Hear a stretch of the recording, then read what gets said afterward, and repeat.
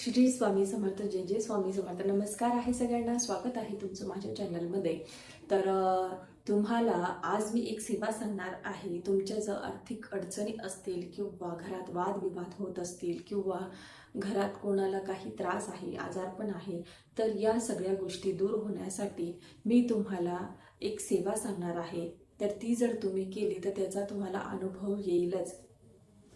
तर ती सेवा आहे तुम्हाला योगिनी एकादशीपासून म्हणजे 10 तारखेपासून ते 25 तारखेपर्यंत म्हणजे देवशयनी एकादशी, आषाढी एकादशीपर्यंत तुम्हाला ही सेवा करायची आहे. तर ती 10 तारखेपासून ते 25 जुलैपर्यंत.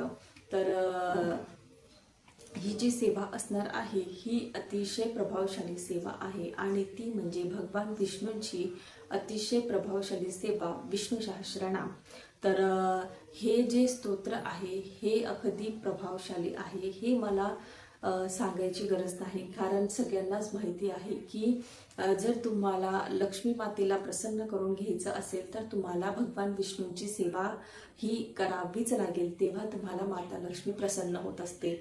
म्हणून तुम्हाला आषाढी एकादशी निमित्त तुम्हाला ही सेवा करायची आहे 15 दिवसाची.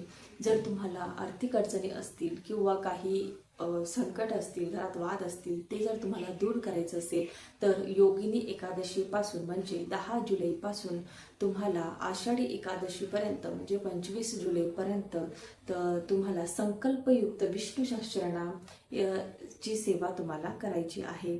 तर तुम्ही जर एकादशीच्या दिवशी रात्री 12 वाजता जर विष्णू सहस्त्रनाम 12 वेळेस पठण केलं तर त्याचा अनुभव आल्याशिवाय तुम्हाला राहणार नाही. पण ते जरा मोठं असल्यामुळे त्याचे उच्चार करायला सुद्धा थोडं कठीण जातं, म्हणून भरपूर लोक जे आहेत ते ती सेवा करायला टाळतात.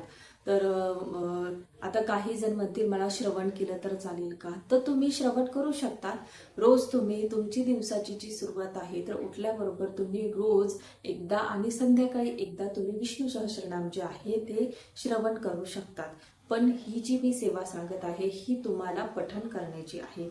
म्हणजे तुम्हाला जरी काही उच्चार एखाद्या वेळेस जमले नाही किंवा चुकलं तर असं समजायचं नाही की देव रागवेल का, देव कोपेल का, असं काही नसतं. तर तुम्ही जी सेवा करणार आहात ती अतिशय मनाने करणार आहात. तुमच्या काहीतरी अडचणी आहे म्हणून तुम्ही संकल्पयुक्त सेवा करणार आहे. त्यामध्ये जर काही चुकलं तर देव तुम्हाला काही करत नाही, त्याच्यामध्ये घाबरायची काही गरज नाही. तर तुम्ही रोज एक वेळेस तुम्ही विष्णू सहस्त्रनामाचं तुम्हाला पठण करायचं आहे. 10 तारखेपासून ते 25 तारखेपर्यंत तुम्हाला जेव्हा जमेल तेव्हा तुम्ही सकाळी करा, दुपारी करा, संध्याकाळी करा. तर कोणत्याही एका वेळेस देवासमोर बसून तुम्हाला विष्णू सहस्त्रनामाचं पठण करायचं आहे. तर ही संकल्पयुक्त सेवा करायला विसरू नका, कारण आपण रोज करतो ती सेवा वेगळी, पण संकल्पयुक्त जी सेवा असते त्याचा खूप जास्त प्रभाव पडत असतो. म्हणून जर तुम्हाला खरंच काही अडचणी असतील, आर्थिक अडचणी असतील की त्या तुमच्या दूर व्हायला हव्या, तर तुम्ही ही 15 दिवसाची सेवा करून बघा, तुम्हाला नक्की अनुभव येईल. यासाठी नियम अटी फक्त मांसाहार वर्ज्य आहे, बाकी काही नियम अटी नाही. तर आता तुम्हाला समजलं असेल की योगिनी एकादशीपासून तुम्हाला देवशयनी एकादशीपर्यंत म्हणजे आषाढी एकादशीपर्यंत तुम्हाला ही विष्णू सहस्त्रनामाची सेवा तुम्हाला करायची आहे. तर व्हिडिओ जर आवडला असेल तर व्हिडिओला लाईक करा, शेअर करा आणि सबस्क्राईब करायला विसरू नका.